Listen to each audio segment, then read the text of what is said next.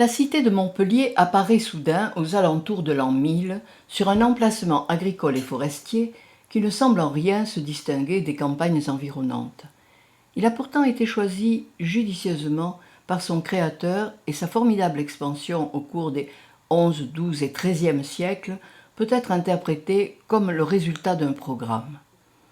Nous savons maintenant que le chevalier Guy, cité en l'an 985 dans l'acte de donation et fondateur de la dynastie des Guillem de Montpellier, n'était pas un chevalier inconnu et opportuniste.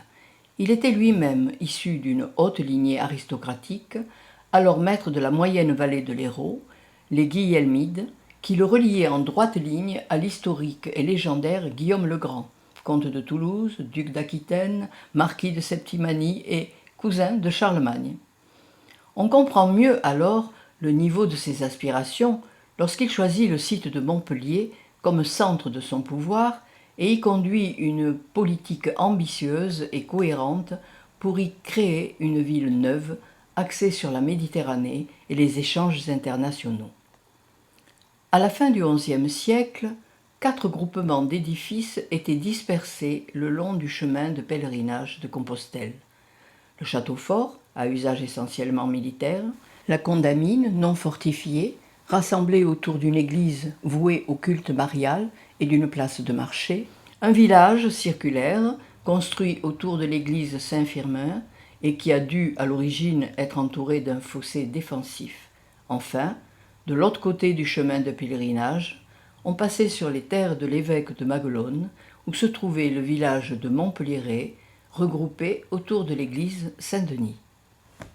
Quelques générations de Guillem plus tard, une enceinte entoure le château, le quartier de Notre-Dame et le village circulaire de Saint-Firmin. Le bâti à l'intérieur de la ville s'est densifié, d'abord anarchiquement, de part et d'autre des sillons d'écoulement naturel de l'eau de pluie. Puis, après avoir rempli les interstices laissés libres par les lotissements originaux, les maisons se sont élevées en hauteur jusqu'à atteindre 4 étages, et des faubourgs industriels sont apparus extramuros.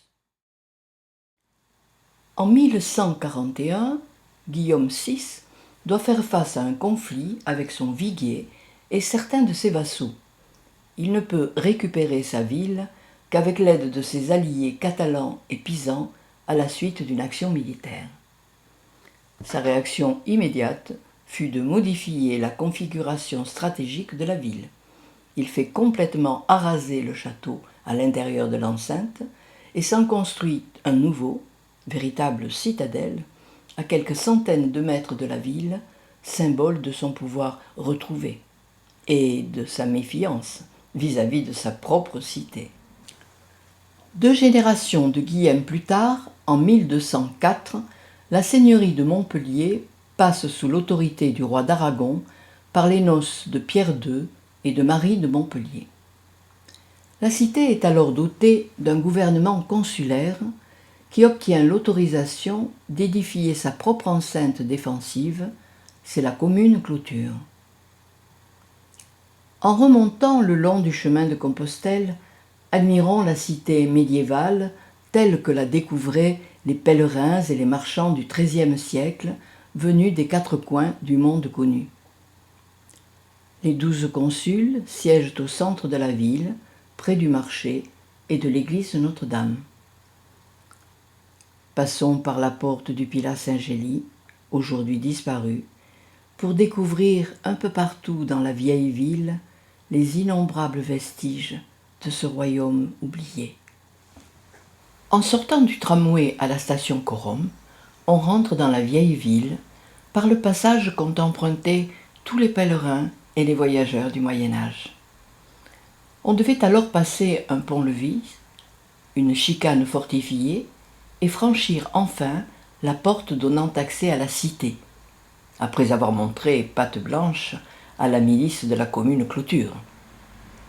Aujourd'hui, un grand espace dégagé accueille les visiteurs qui ne pourraient se douter qu'un édifice si imposant s'élevait à cet endroit, si ce n'est la présence d'une étrange façade dominant la rue en pente. Nous avons pu, grâce aux quelques pierres de l'élévation qui n'ont pas bougé depuis sa construction, recréer l'apparence qu'elle devait avoir au temps de Jacques d'Aragon. Nous allons nous attacher dans un prochain film au déchiffrage de cette façade historique pour en faire une reconstitution la plus réaliste possible.